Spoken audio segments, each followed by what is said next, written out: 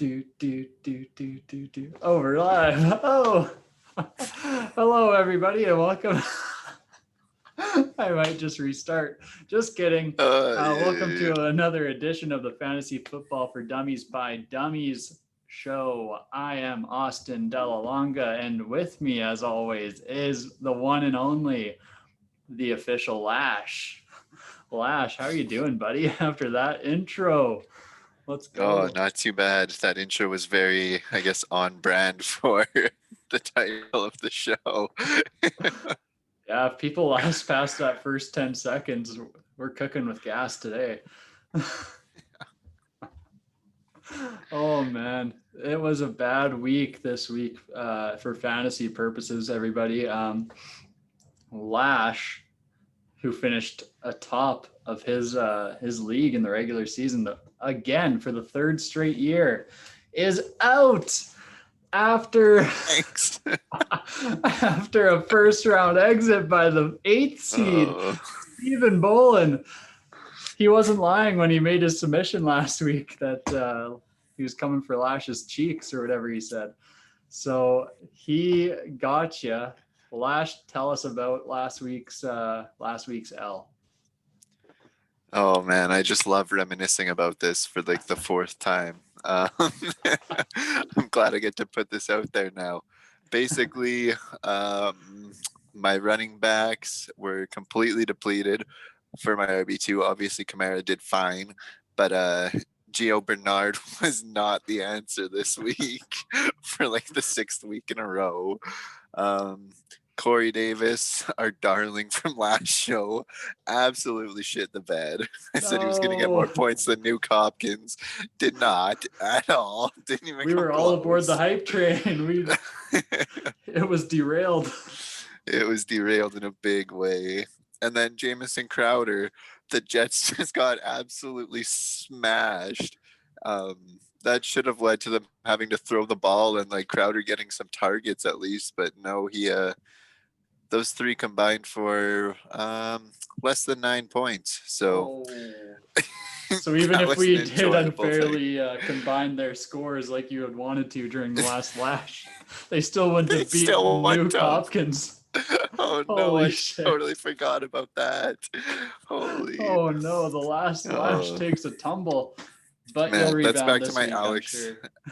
Alex Smith levels. Oh yeah, that's good. Oh man, that's good comedy. That is the content that we want on this show. How else? What else you got to say about your week 14 L? Uh man, you're Just just gotta keep piling rubbing it on. in. God damn. When you miss Basically. playoffs for a second straight year, you just gotta rub it in all the misery that uh, everybody else goes through. yeah, but you won 7 years ago, so you're fine. Exactly. Oh, Basically, Julio Jones being out and not coming through till like the Friday morning really basically boned me because I would have played Cooper Cup if I had known that my other top receiver was going to be out. And yeah, Cooper Cup had 14 on the bench. LaVisca Chenault, your flyer of the week at receiver, for some reason got 11 targets out of goddamn nowhere. He got 11 points. So if I would have started those two over like Corey and Crowder, it would have been fine. But I don't think I would have done that anyway. I was starting Corey Davis pretty much regardless. So well, he was on such yeah, a hot streak. true. But Marquise Brown had Cleveland and he did fine. He ended up doing fine because of that last drive. But other than that, yeah, it was rough sailing, and I heard about it all weekend from Steve, so Oh, that was pain. enjoyable. The league chat was just toxic as hell in my direction, but I was dishing it out throughout the season, so I'll take that L. Yeah, there you go. A man of sportsmanship, Brandon LaChapelle. So we may be dummies, but we are good sports. So good job, Lash. Now it's hashtag tank for Tank Trevor. for like the sixth pick or something, the highest that I can get. Yeah. Since the first seed gets zero benefit, really. Like, what did I get for my troubles of going 10-3 this year? A first round exit. By a 5-8 Like, team. sweet. I'm really glad that happened. Holy crap. A 5-8 Steve Bolin led team. Stephen Bolognese, as the Italians call him. So that is a sad time. There's some happy news on this show. My team had probably its best week of the year in a consolation bye week. So missed the playoffs, and then my team performs the way that I had wanted them to the last 5 weeks. So yeah, that was really good. Just everybody deciding to pop off when it doesn't matter. So in a redraft league, it's really meaningless and just kind of, I just wanted to throw it in for content. But I mean, I'm rattled, people. I'm rattled. So that's all you need to know. Stared at the camera for that one. That one felt weird. Okay, so Lash, both of us are out. However, yeah, we still got listeners who are hopefully still in, and we've got a lot of good matchups between the two of our teams. I mean, I could list off my whole team, and if you as a listener have one or multiple of these guys, then you're gonna be licking your chops for whoever you're playing in the semifinals. Like, let's go. A little laggy, Lash. Hopefully we don't lose you. Hopefully we don't lose me. The Wi-Fi situation will prevail. Hopefully, we're maybe just gonna pause. We lost Lash. All right, and we're back recording after some technical difficulties. I forget where I left off, but I think we're going to get into the good matchups of this week. We've got a lot. Lash, let's hope the Wi-Fi does not crap out on us over there. We can see you smiling, and you can hear me. Okay, we're good. Yeah, what are some key matchups that you want to highlight this week on your team on the consolation round? You just got to get that dig in every single time, huh? You're one of us now. You know what else? What other kind of digs you should be getting in? The Buffalo Bills. Stephon Diggs. Get him in. Get all the Buffalo Bills in there. The DST, Josh Allen, the boys. They're playing Denver. Denver's good enough that they can keep up, but Drew Lock is inconsistent enough that there should be turnovers galore. And Josh Allen should be able to capitalize on that. So that's a good one that I got. Again, basically the entire Saints and Chiefs game should be in play. I would think that game should be pretty high scoring. Drew Brees is coming back, so Kamara should be back in full force. Michael Thomas is out, though, so the other receiving options might be a bit shoddy, but Emmanuel Sanders is a guy, I guess. Get everybody in there. Rally the troops. And then I've just got the Rams versus Jets. That's another, basically any Rams player, the DST, everything can be played, I would think anyways. The Jets are awful and got absolutely destroyed by Seattle. Are we lagging or is that just my video? It's just your video. Can you hear me? You're coming in loud and clear. Yeah, your video is trash, but you're God, coming in bad. Hot with Green Bay at the Panthers again. Aaron Rodgers, Devontae Adams, Tanyan, both running backs. Lazard should be in play, and then is CMC back this week? I don't think so. No, sir. So Mike Davis on the other side should be good again. And if DJ Moore misses, both the other receivers should be reliable in Curtis Samuel and Robbie Anderson. And then lastly, back to my Titans. Last week, it really only worked out for, I guess A.J. Brown had a good game. A.J. Brown and Derrick Henry destroyed Jacksonville, and no one else needed to do a damn thing. I think in this Detroit matchup, it might be different. If Matt Stafford plays anyway, they should be able to put a few points up to keep up in some respect, unlike the Jaguars last week, despite us hyping up Mike Glennon a little bit, saying that he was doing some serviceable work. He came out and was completely not serviceable. Oh my God. He was like, oh, wait, I'm Mike Glennon. Too many people are talking highly of me. Got to get back to the norm. Yeah, we need more Gardner Minshew in our lives anyways, so I was happy about that. True. So Derrick Henry on pace for like 2,000 yards. If he can put up 3 more games of 150, he should be in your lineup for sure. Probably the running back one through playoffs. AJ Brown always seems to get it done on some big play or whatever. He's pretty reliable and should continue to be. And if I was playing meaningful games, I'd probably go back to Corey Davis. But I don't want to like say that and then they absolutely shit on the Lions here, and Corey has another 3-catch game. But thinking about it logically, they should all be in play. Corey shouldn't be bad again unless he's just reverting back to draft bust Corey Davis. He better not be. I like that 1-2 tandem of AJ Brown and Corey Davis. Me too. You took one of my key matchups this week, AJ Brown. So I won't get into that, but I do. And you also mentioned Mike Davis. Jonathan Taylor against the 31st ranked Houston Texans. David Montgomery just made mincemeat out of that defense, and Mitch Trubisky led offense should never put your defense to shame, and that's exactly what happened against the Texans.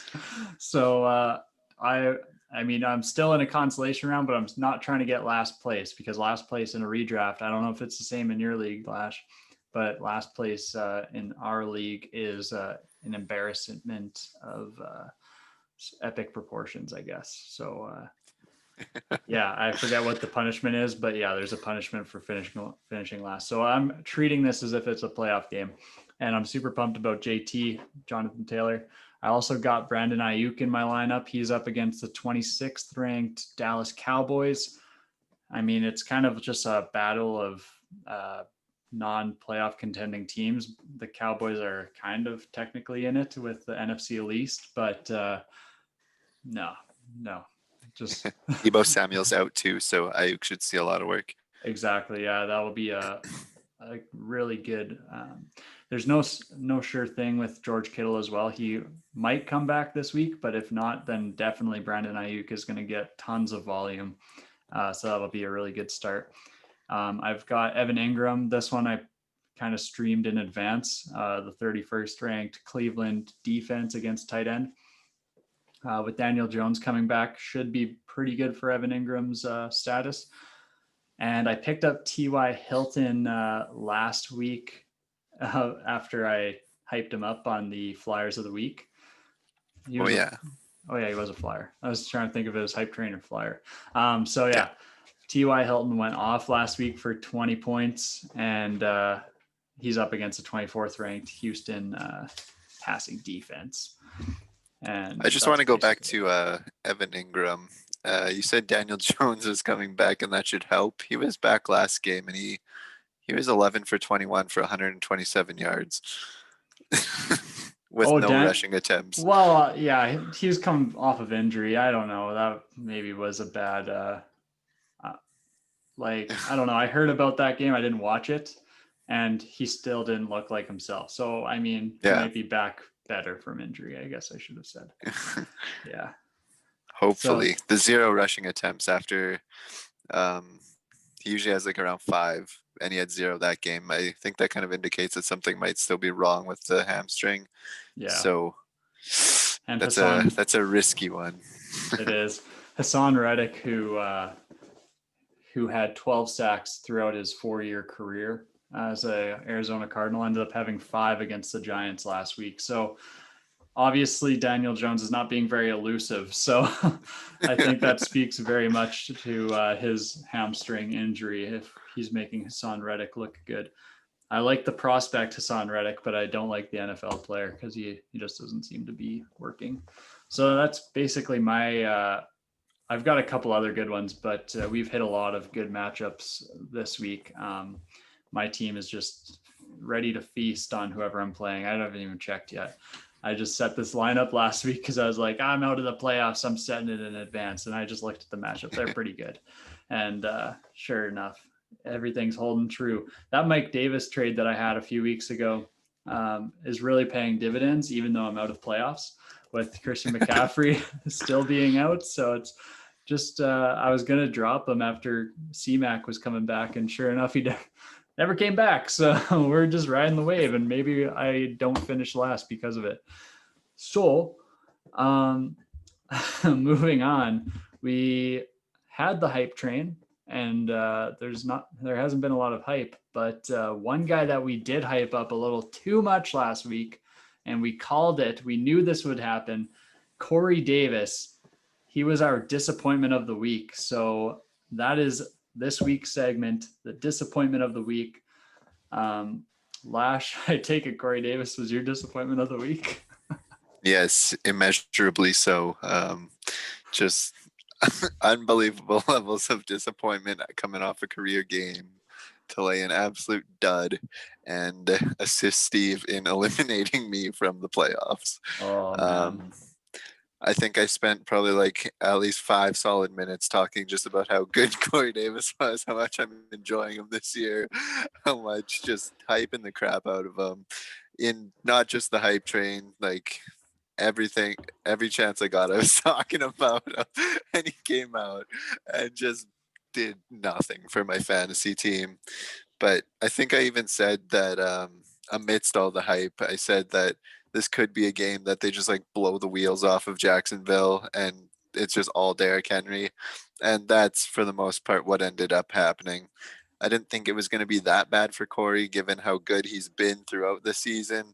Yeah. But yeah, it wasn't great. It doesn't inspire much faith going forward, but I said it before or earlier. I would go back to him against Detroit and even Green Bay maybe. Oh yeah, those are two defenses that you can certainly move the ball on, and because like I was gonna get into the matchup with Green Bay, but we'll wait till next week on that one because I got some stuff to say. But I'll start and end it right here. Green Bay's overhyped, then they're going to be like a first round exit. Okay. Oh baby. Well, I mean divisional round because they'll get a first round bye, but you know what I mean.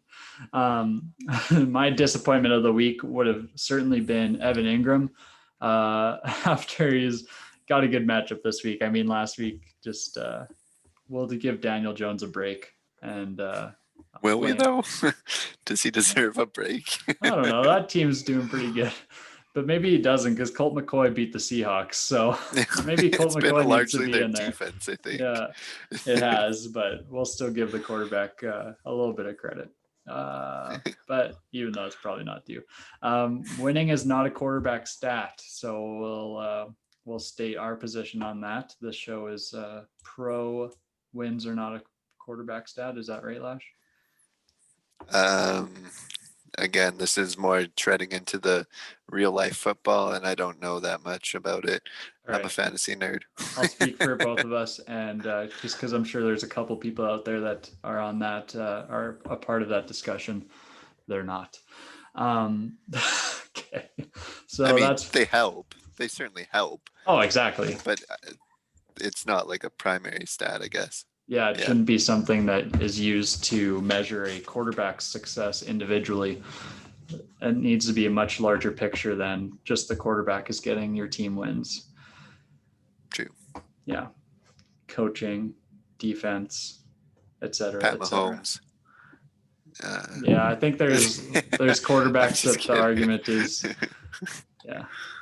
But even then, Pat Mahomes, the Kansas City Chiefs went undefeated when the backup quarterback was in last year for 3 games. Forget his name now. That's how irrelevant he is.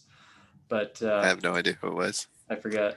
Damn it. Lash, you got to look it up. Save me. Oh, God. I feel like his name's Matt something. But either way, that would be another argument for the wins are not a quarterback stat because Pat Mahomes. Matt Moore. There he is. I knew it was a Matt. Yeah, I went undefeated with the old Chiefs. So that just speaks volumes. I was going to... Oh, Lash, you look like you froze. Oh, no, we got to pause again. All right. Oh, he's back. And he's gone. And we're back. Thank you, Lash, for getting it together. All right, Wi-Fi, hold on. We'll try to go real fast here. Just for you. We got to start reasoning with the Wi-Fi as I don't go fast. Okay, so Flyers of the week. I've got a handful here. Lash, I'll let you go because I talk too much. Who you got?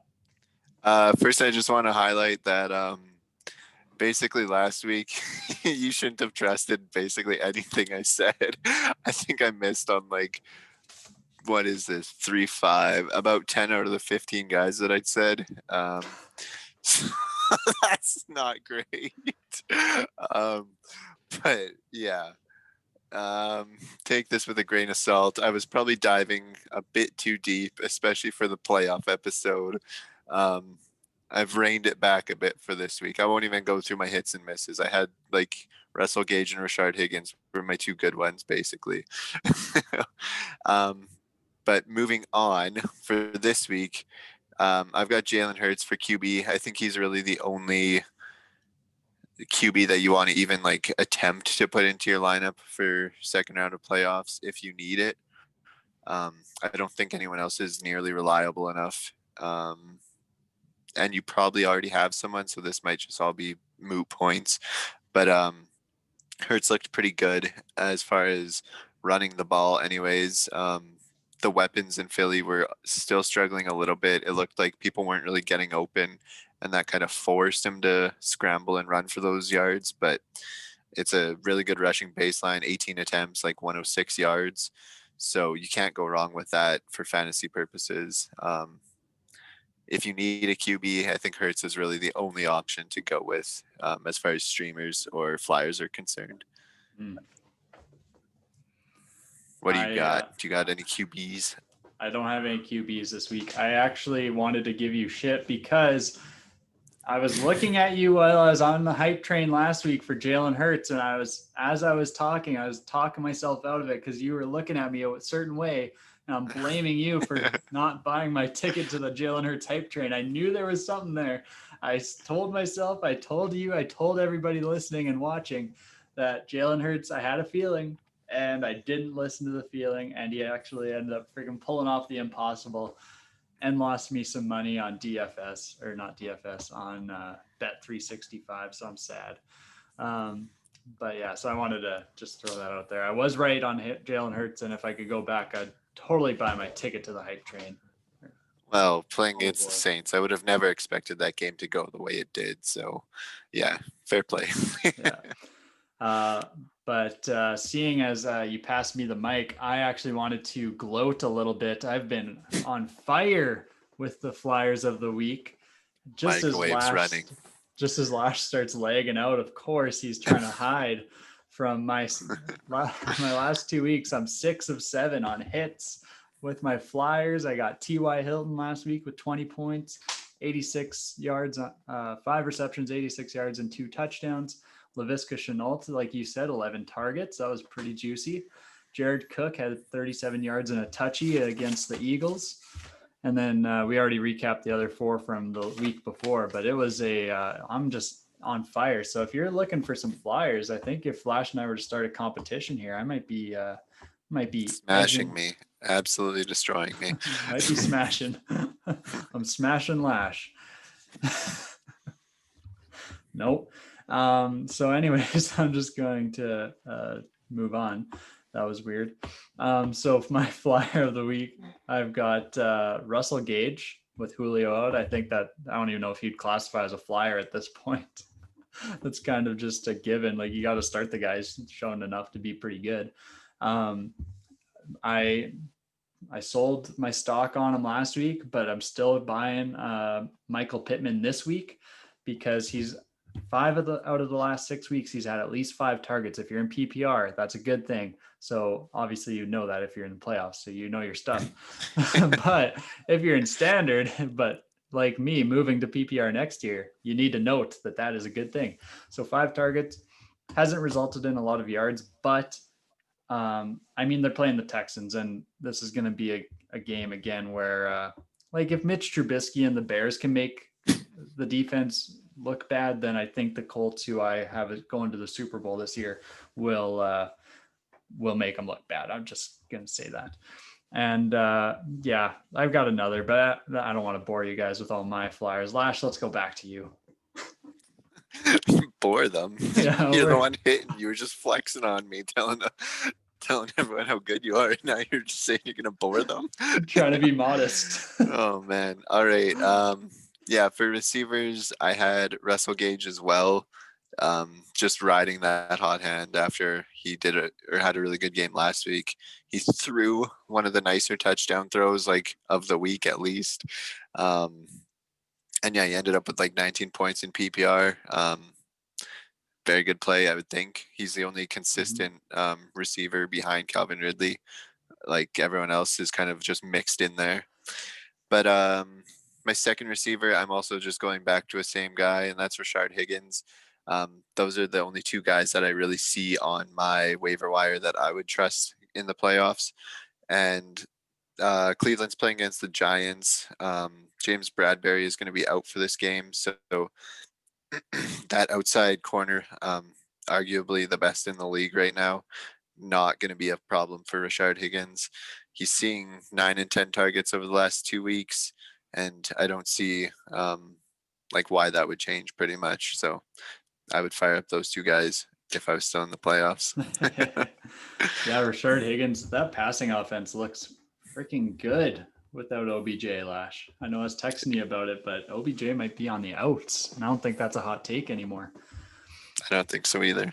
You had mentioned, well, we both mentioned Russell Gage. I got a feeling about my guy, Ito Smith. I'm going to go back to the well. Against one of the top rushing defenses, maybe not like number 7 fantasy wise, but maybe the best in the league. Just normal stats wise. Who knows anymore? I'm just a fantasy guy now. But Ito Smith, I think this game's going to be close. And Atlanta, they kind of they have these moments where they play really good and play really bad. I think against Tampa, they're going to want to play spoiler against a division rival. Ito Smith, he can make a impact in the passing game as well as in the run game. So I think that's kind of what gives him a little bit of an edge here against BJ Hill.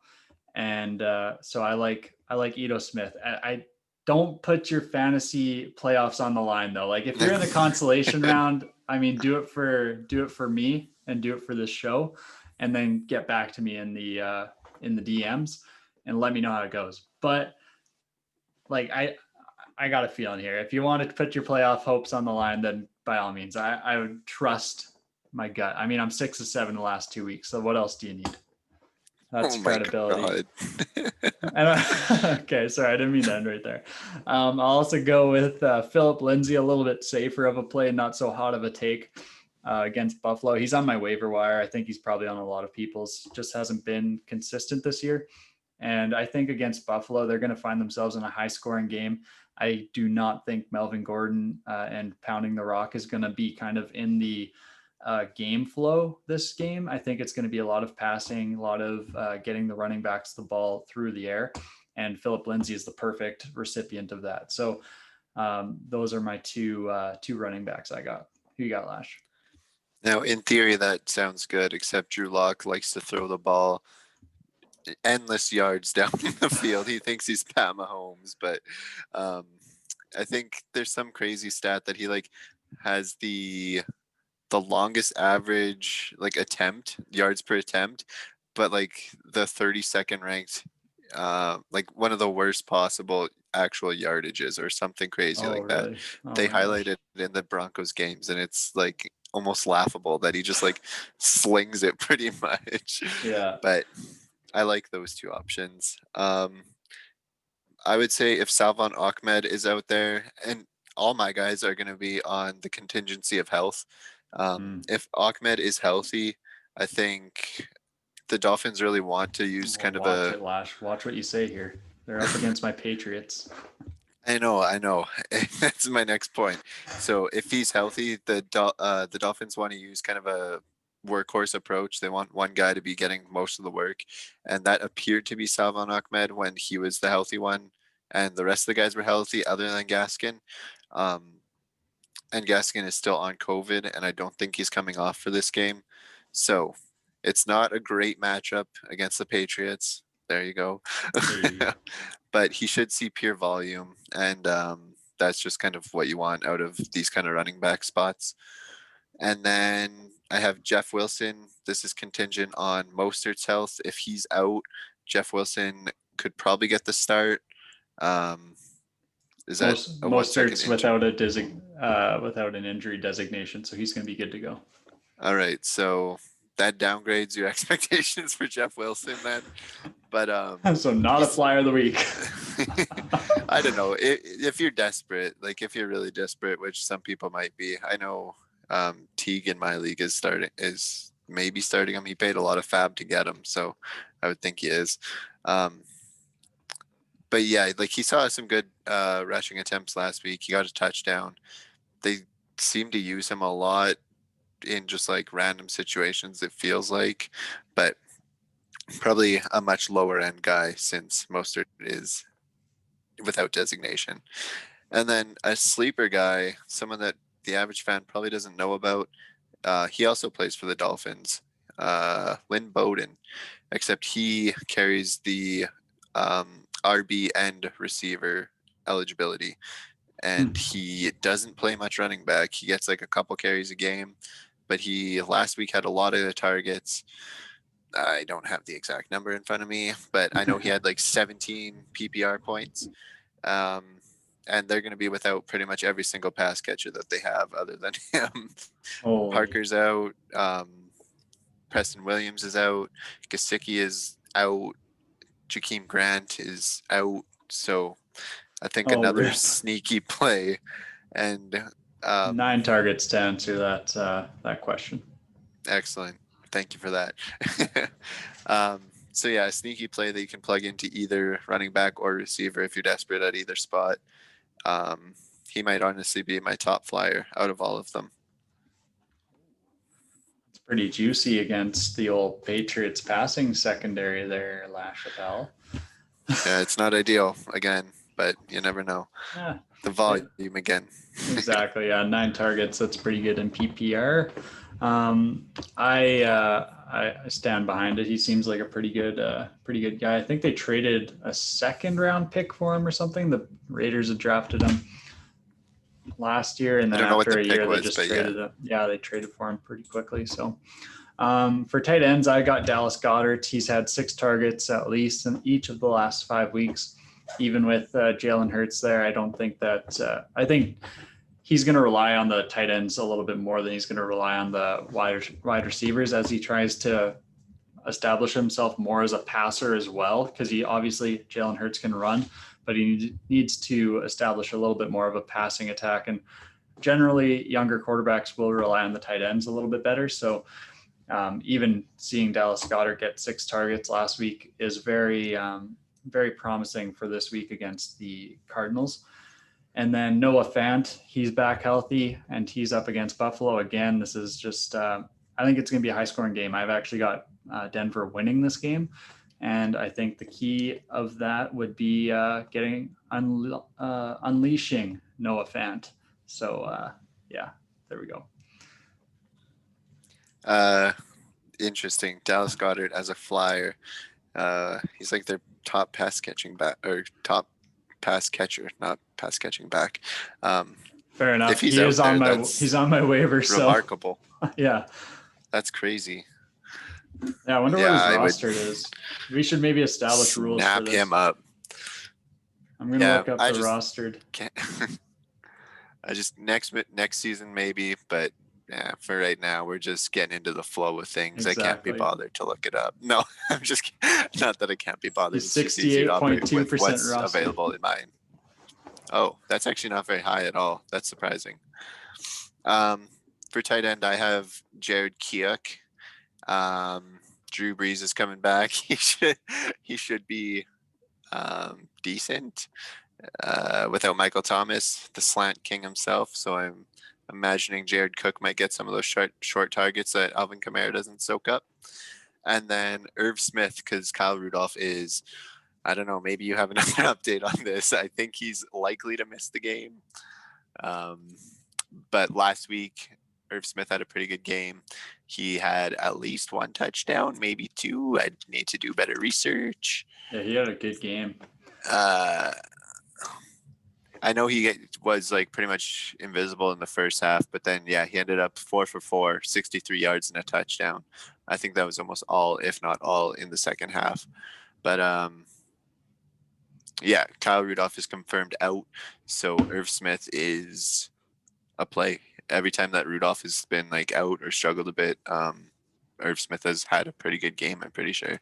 Every time they've relied on him heavily. No, that's not true. He had 80% snap count and less than 3 points. I take that back, but still a reliable start here against Chicago, who gives up a lot of touchdowns to the tight end. Oh yeah, like the worst tight end defense in the league as far as touchdowns confirmed. Go. Oh, nice. What did I just hear? Oh, never mind. Is it a ghost? Maybe it sounded like someone else was in the chat and like laughed or something. Maybe. It's glitching out. Making an appearance. Oh no, it is actually glitching out. We jinxed it. No. Oh, you had froze. All right. Oh, no. All right, my batteries. All right, and we're back. We're taking what rope Lash's Wi-Fi has given us, and we're going to finish the episode. We might limp to the finish line, but we'll get there. The Gong Show continues. And if you made it with us this far, we'll see you next year. Frozen again. Oh God! No, not in the semifinals when people are relying on us. All right, and we're back again. Thank you so much for your patience. We'll finish off real soon, I promise. Lash, who do you have for tight ends? I already said my tight ends. We're on to the last lash. All right, Jared Keok. Keok. We're on to the last lash. The last lash. His name is doubling Lash. Down. Oh, Okay. No. Sorry, I didn't know there was a song to be sung. I'm doubling down on my Flyers. I need to make a comeback. You didn't know this was coming, but you've been rubbing it in that you're doing much better than myself at these Flyers. So the last lash is all my Flyers are going to actually be fantasy relevant, which means about 18 plus for Hurts, 10 plus for the receivers and running backs, and around at least 8 points for the tight ends. And at least 2 of the 8 people that I touched on are going to be top 12 options at their position. Holy shit. That is a mic drop and a half, people. Okay, so you heard it here first. Listen to the damn Lash. Listen to his Flyers. The man's waiting for a comeback here. And I need it. Yeah, and put your fantasy playoffs on the line with the last lash there. We can just risk it for the biscuit, because he just said they're going to be top 12. This is no Alex Smith top 12. This is going to be like actual top 12. Actual top 12, yeah. Facts. All right, so you can find us. Well, I mean, if you're watching us, you're on YouTube, so you can find us on Facebook, Twitter, or Instagram at The Amateur Agency, and slide into our DMs and let us know how you did with your fantasy stuff.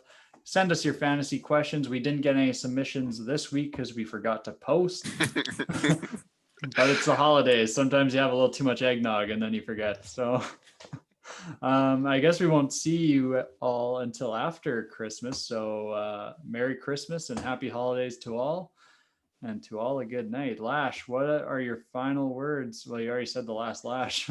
Where can the fine folks find you? Don't worry about finding me. It's not working anyway, but real YouTuber moment. Like the video, comment, subscribe, click the bell icon, do it all. Follow us on other socials. Let us know how we did. I know this episode was rough, but thanks for bearing with us. Man, if you're a viewer right now and you made it this far, like Rob, comment. let us know. Yeah, comment that you made it this far, please, because I would love to just compliment you on our channels and just give you a shout out. Like, I know shout outs aren't a thing anymore on pages, but like I would love to do it for you because this was a challenging one with the Wi-Fi. I am upgrading first thing Monday. Lash is upgrading first thing Monday. And we'll see you next week for Fantasy Football for Dummies by Dummies. Peace. Yeah.